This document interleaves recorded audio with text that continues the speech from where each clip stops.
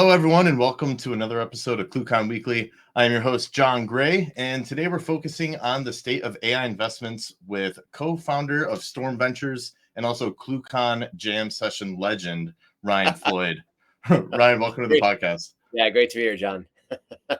So, Ryan, from kind of spotting big startups, navigating volatile markets, you've been in this VC industry for quite some time, correct? Yeah, actually, more than most. I started Storm 25 years ago with a few other partners. So I've seen a bunch of amazing tech cycles, some downtimes, some amazing times through COVID. Yeah, those were definitely some shaky times. But one thing that has come out kind of since COVID or around that is really just the emergence of AI. Everyone and their mother is starting an AI company and kind of inflating the market. So how do you kind of differentiate between different startups that are truly AI powered to those just kind of using AI buzzwords, and how are you finding impactful companies these days with that market? Yeah, maybe I'll just start high level. Maybe it feels like stating the obvious, but it is for sure the biggest tech trend in my career. And it's been kind of building. If you kind of look back, you can trace the roots, back before the internet, and we wouldn't be here today without the internet and cloud and cheap compute and memory and all these things that it's kind of been required to get to where we are today. But it is an amazing time to be an investor.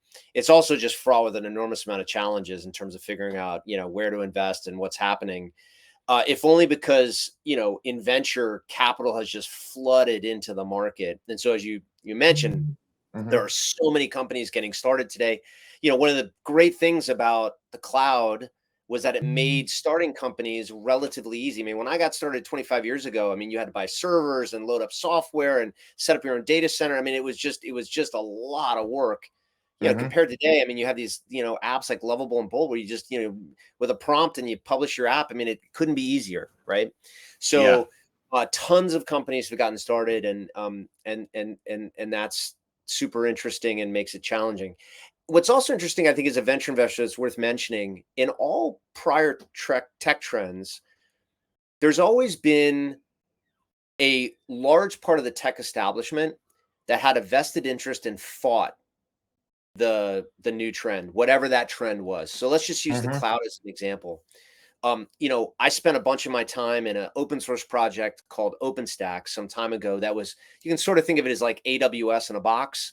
That companies like HP and Cisco and Juniper and NetApp and Brocade and all these companies were behind because they had a vested interest in enabling companies to continue to build out their own data centers rather than beholden to be selling equipment only to the hyperscalers.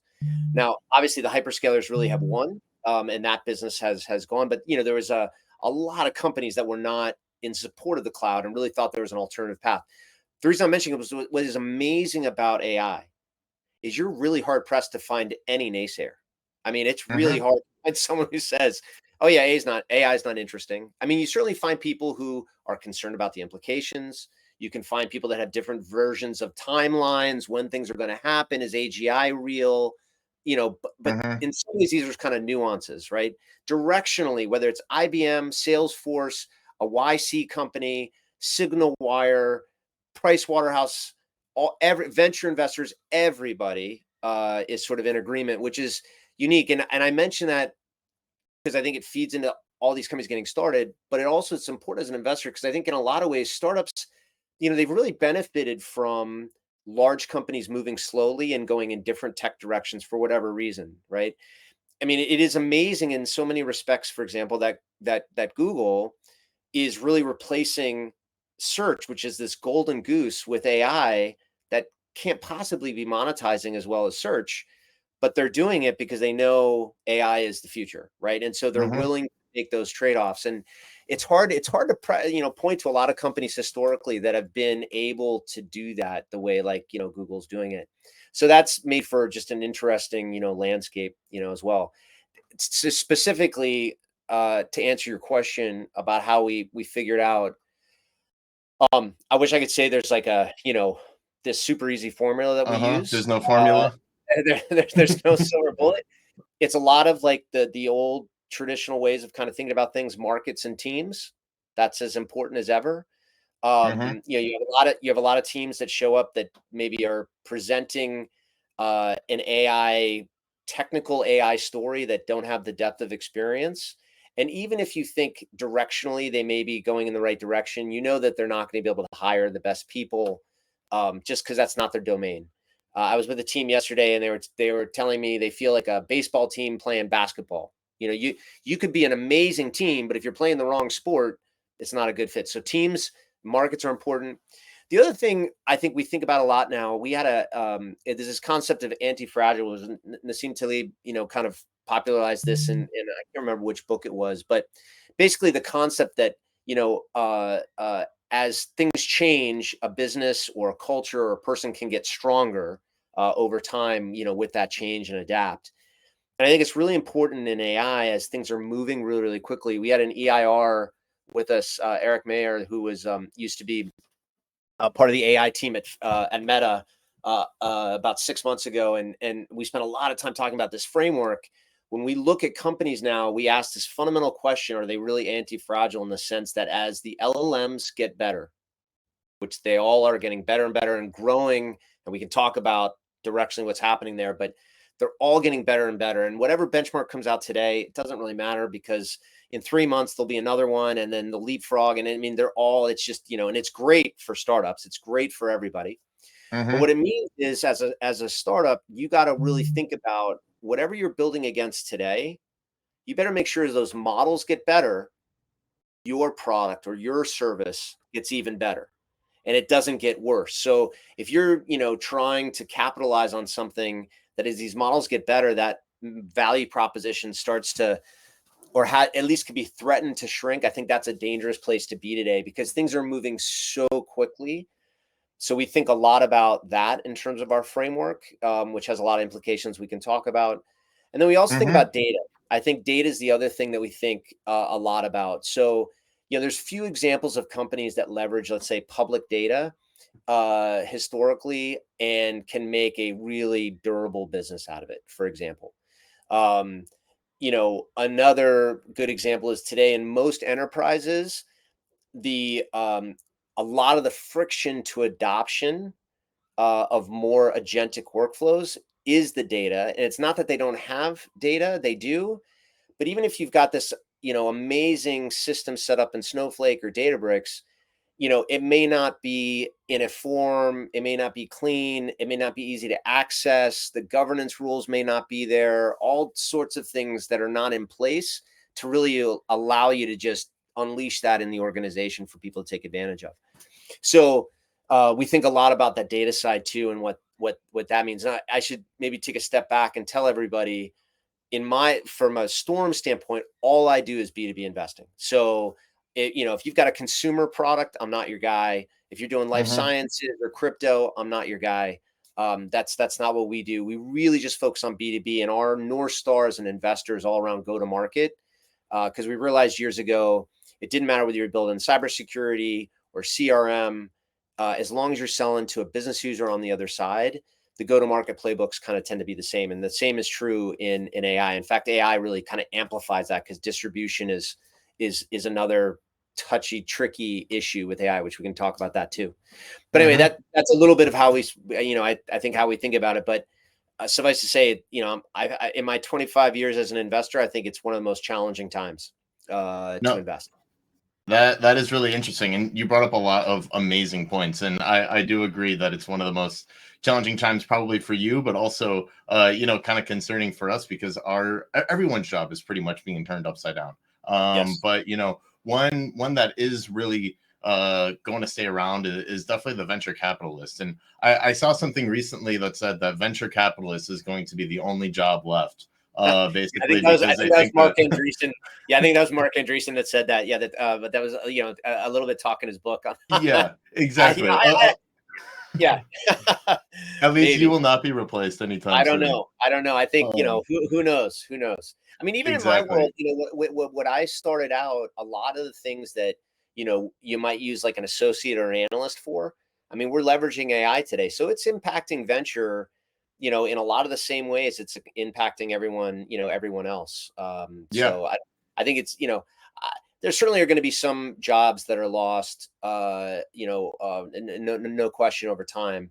But I think in large part, you're going to see in every industry, in every function, people working alongside with agents, and everybody kind of leveling up. That's, I think, and maybe that's my optimistic view of the future, but I mean, that's certainly going to happen in venture.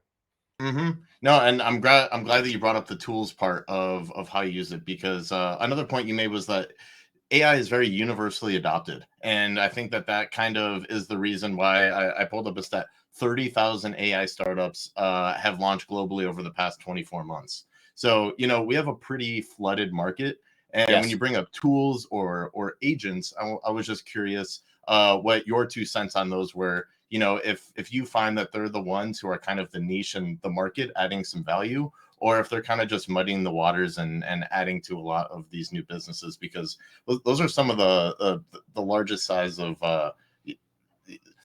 that's the most amount of companies that I'm seeing, just being popped up when you show up to a conference and you're like, who is this person? Who is this person? They seem to be very agentic kind of style with them. So what is your kind of hypothesis on some of the tools that AI agents are able to accomplish, and how the market is kind of fluctuated around those? I think you're right. I mean, I think that's where you're seeing a lot of the startup innovation happening. I mean, it would be um, challenging, let's just say, to try to build an LLM today, right? Mm-hmm. With I mean, there's probably several hundred people in the world who are capable of really architecting and designing that, let alone raise the capital required to go compete there. So that pushes really everybody up the stack into kind of tools and applications, and so that's no surprise. That's where you're seeing people try to innovate. Mm-hmm. um and I think there's a need for both. Honestly, I think there's a lot to be said for making it easier for, I mentioned data earlier, people to access data, to provide that to agents, and everything that's required in the enterprise to do that. And there's also something to be said for just making agents easier to build and easier to use, for lots of different functional groups in the enterprise as well. Mm-hmm. I don't think anyone sort of wants to necessarily be in a world where you got to go to I don't know, somebody in IT who can code to build out your agent, as an example, right? I mean, I think Exactly. everybody wants to be able to access this and have some agency themselves, and sort of, what they're able to implement and what they're able to automate and really convert into workflows. Um, but you're absolutely right. There's an observation I've had over the last 12 months is, there's an interesting convergence that's happening in tools and sort of agentic applications today that's very different than what happened in SaaS. And what I mean by that is, with kind of SaaS applications, they were somewhat more siloed. They were sort of sold into a particular group. You had, we're big investors in a company, Marketo. We took it public and it was eventually bought by Vista and then sold to Adobe. But as an example, it sort of, was one of the companies that really framed up marketing automation. And if you were a marketing exec, you needed to own an application like a Marketo, right? And it created a big, user base around that and community around that.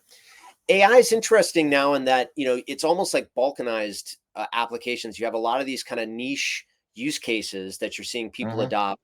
And, we may live in a world in the future where, we don't have this sort of winner take all. And there's just many, many applications, especially when you think about how easy it is today to code, where basically the code now is prompts, right? For the most part, it's like, if you can, I shouldn't say it, it's not that place today, but you can see where it's going. I mean, in Yeah. 5 years or 10 years, everyone is going to be able to basically write pretty good code. Probably they're not writing the code, but what they're going to be doing is prompting, right? And with companies like, I think about the innovation with like a Lovable or Bolt, what those guys are so good at is translating some numbskull prompts from me into something that actually delivers back decent code.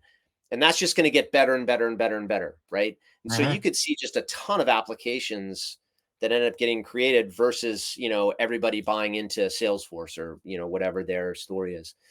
Mm-hmm. So I guess it's a long-winded way of saying it's pretty hard to predict what's, which direction things are going to go in. But kind of going back to where I started around data and kind of the framework we think about, one thing I think that is emerging is a lot of industries that maybe weren't able to adopt SaaS in mass because it didn't drive enough productivity for them to justify the expense. Hmm. Relatively low margin businesses, take like construction as an example, the whole construction world and engineering world.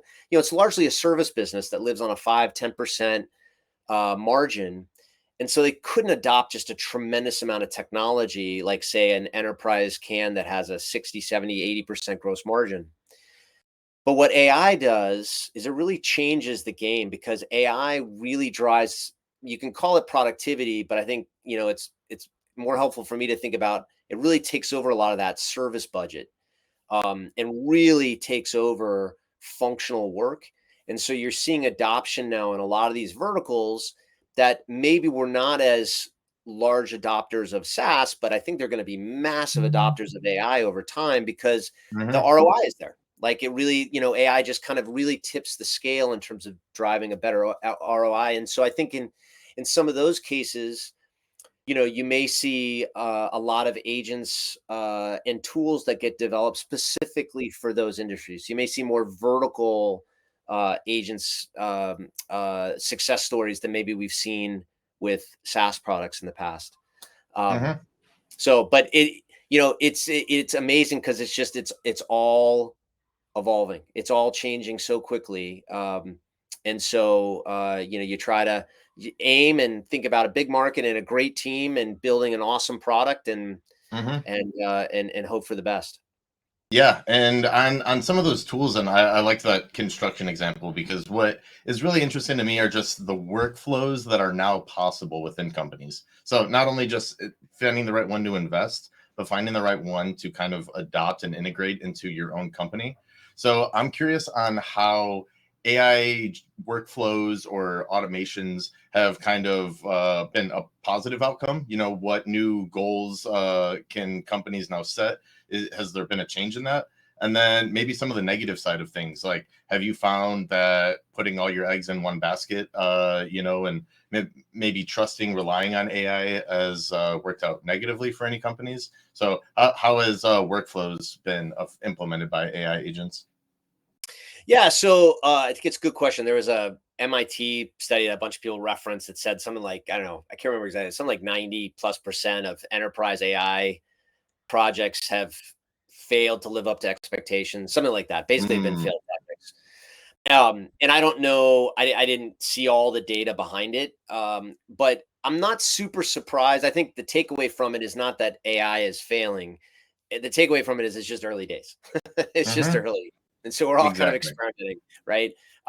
And it has been slower in the enterprise, again, where I focus, right? If you think about a lot of the tools and success stories out there today, they're really consumer focused or prosumer focused versus pure enterprise, where security is really important and the governance model is really important, and people are really trying to figure out, like, yeah, really where they can get the ROI. I mean, all the things like that we all use in our personal lives, summarization, editing, copywriting, um, all of those things, I think, are, obviously they've gotten adopted Yeah. inside the enterprise too, or are being adopted. I think that those are all pretty successful in terms of where people are finding value. Um, there's I'm an investor in a company called Workato. That's one of the largest leaders in what's called workflow automation. That's a category that's been around for quite some time.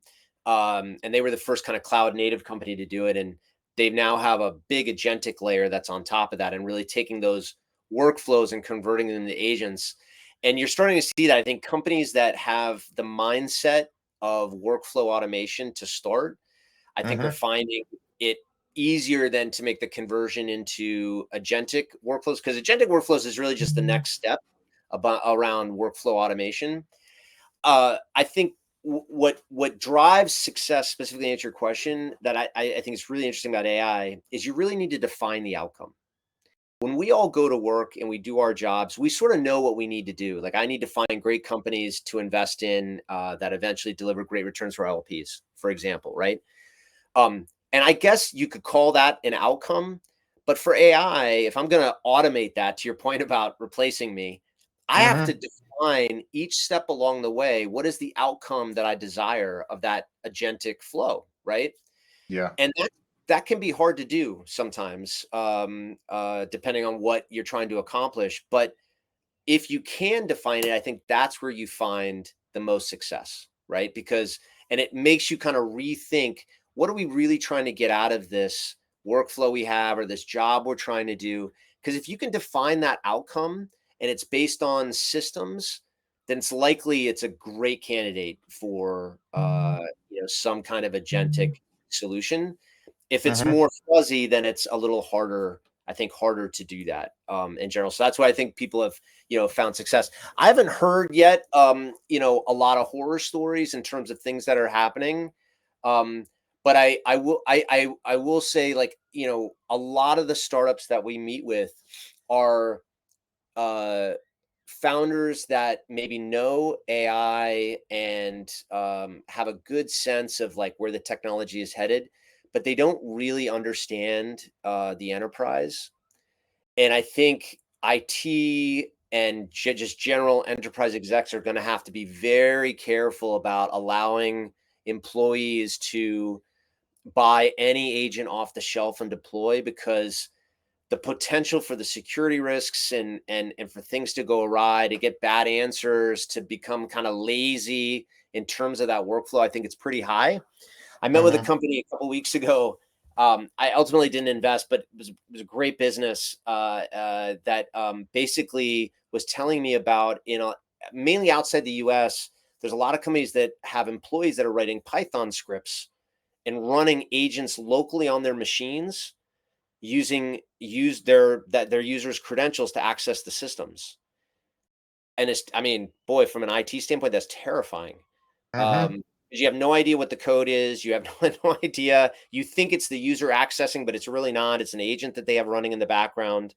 Yeah. And we could see a lot of these things crop up over time because employees are going to be crafty and smart with their time and trying to find efficiency and productivity. And I think that's what we're probably haven't we I don't think we've seen examples that are super terrifying yet, but I think there's going to be some big security holes that come up with organizations that are just not super careful about what they're doing to deploy.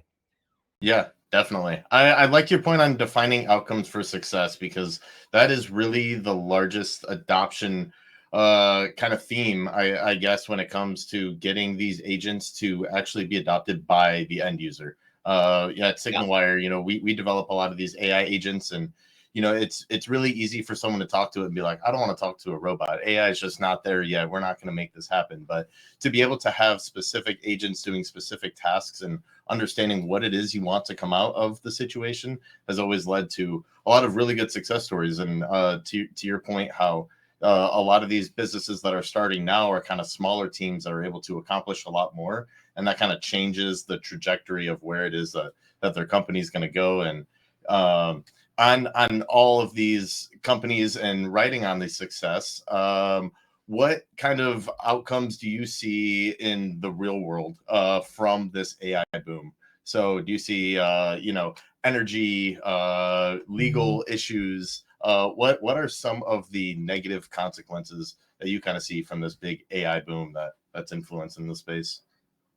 Yeah. Well, I think that, I think the copyright stuff is still sort of unsettled out there. Yeah, And we're sort of, going through that phase now. I don't think that's a big looming issue. I think we'll sort of get through that in terms of fair use. And the way I sort of think about it, very, probably very like elementary, but we're all sort of building our knowledge base based on things we've read or seen. We're all yeah, influenced by that. I don't know whether it was Harry Styles in music. I don't know, it was Harry Styles went on some late night show and he was sort of showing that everything's built on everything else and he could do any song. yeah. Basically, I think it was anyway, because music's a great example of that. It's a limited alphabet. It's a limited set of chords in Western music that you play, and so hey, no big surprise. Like everybody rips off everybody else's riffs, and it's just Hmm. because that's just because it's a defined universe, and so So I feel kind of copyright stuff. I think the energy piece, I think that's a real concern in general Yeah. for the planet. And I don't think there's a great answer there today. I mean, I'd like to believe that technology is going to solve that problem for us. We're going to develop more and more efficient systems. These models are going to get better and better. And we can see glimpses of that today. I mean, a lot of what, our personal use cases are today, we could probably be running a model locally on our phones would be Yeah. sufficient to deliver Exactly. Yeah. what we need out of it, right? So I think I do think technology will help solve the energy issue over time, but no doubt, I mean that's a big concern today in terms of that consumption. If you just kind of draw the curve out over time, it's very spooky. But I think that when you look back at history, that's always a mistake people make. Is they have 2 points and they just draw a straight line into the future, and that's never the way Yeah. it plays out. So I'm so optimistic, there. And then I think the jobs piece is probably the one that, I think most about. And I think long term, I'm very optimistic about the jobs perspective and what that's going to mean with AI. And that, as I said, I think it's going to lift everybody up. It's going to take away a lot of the mundane things that we all have to do and unleash a lot more creativity. And it's going to really work side by side. And it's going to require everybody to adjust what they do, just like we all had to adjust to using computers. I'm sure we all know that maybe grandparent that just never wanted to ever use email, right? Yep. Okay. Well, if Oh, yeah. there's people like that, that's fine. That's going to be very hard to, they're not going to have a job in the future. Just like today, if you didn't use email, pretty hard to have any sort of, desk job, right? Exactly. But I think, but what concerns me on the job side is just the pace of change. So because when the industrial revolution has always changed the workforce. It's always happened. It's happened over time, right? We've had time to everybody to Yeah. adjust and reskill and do different things. I mean, boy, it's just amazing. You went into, I don't know, CMU or, MIT a few years ago, thinking you were going to come out and go work for Meta writing code. Boy, that's tough today, right? Yeah. Especially when you have these companies kind of actively saying they're trying not to hire, engineers and use AI more. So that's changed really quickly, and we'll have to see how that plays out. But I think that's a big risk. I think the other risk is the regulatory issue with politicians. I think the EU, I think, has made a mistake by this EU act, the AI Act that they passed last year, that's kind of going to effect gradually right now. I think that has the potential to really dampen what startups do and what companies can adapt and use. Because even if you're an enterprise company in Europe, the regulatory framework means you have to be spending so much money and time on just the compliance angles. It's that I think it's burdensome. There are obviously risks there, and I don't want to minimize, what can happen with Yeah. AI, but I think the benefits way outweigh any of those negative effects over time. On the personal example, we've had these examples where, like, take therapy, using AI for therapy. Yeah. And I'm very sympathetic to these cases where you've had, these tragic cases with a couple of kids that, they ended up, ending their lives, and they had been talking to AI. But when you look, what little I've looked at the transcripts and how the AI reacted, I'm not sure there would have been a different outcome if the AI hadn't been there, right? So, and I think about how hard it is for so many people to access therapy, and the fact that it probably has the potential to do so much good, Oh, that yeah. I think there is value in focusing on that, but at the same time, not losing sight of what those dangers are. But boy, a regulatory framework could just really change things and really slow down adoption. So I think that's a risk in both dimensions, both the regulatory framework slowing AI down, but also we need to be cognizant of what the impacts are as well. Definitely. Yeah. And I was going to ask you about red flag markets, kind of in terms of adoption of these, where there are some even maybe personal ethical concerns along with some of these political laws and copyright issues and kind of the likes, as AI story writer kind of losing the art of having an author, or a songwriter losing the art of having a singer songwriter. Are there any kind of big red flag markets in terms of AI, or that have kind of come across your desk, or are you kind of like, all right, I'll hear you out. I'll listen to what you have to say You know, for a not little bit. I think it's a great question. Because I don't do consumer stuff, I just don't see much of that. I mean, we don't do much Hmm. defense tech investing either. Yeah. Uh, so I think anything where it starts to kind of, get a little spooky in those dimensions, we tend not to see, because we're just focused on B2B. Yeah. Um, but yeah, no doubt, I'm sure consumer investors are probably seeing some of those applications, the AI companions. That's very spooky, in Hmm. terms of what that can mean, and build your best friend, that's your AI friend that you're talking to all Oh the yeah. time, and, knows you. I mean, um, I think it's very spooky. I mean, whether it crosses some ethical or moral boundary, I haven't thought enough about it, but for sure, there's tremendous risk there, no Yeah. question. No, And I worry. I just, sorry, on that. I mean, I worry a lot about, these. We've started to see these targeted calls and targeted, where, which is very relevant to a company like SignalWire, where, you can have someone now call, like my wife. They've now cloned my voice because I've been on a podcast, and now they generate a phone call to my wife, and it sounds just like me on the other end of the yep. phone. I mean, that's terrifying. And I don't know what the solve is for that, besides just, being incredibly aware and thoughtful that all these things can take place. But, there's going to be some bad things that happen as a result of that, Hmm. unfortunately. And I wish there was a way to head that off.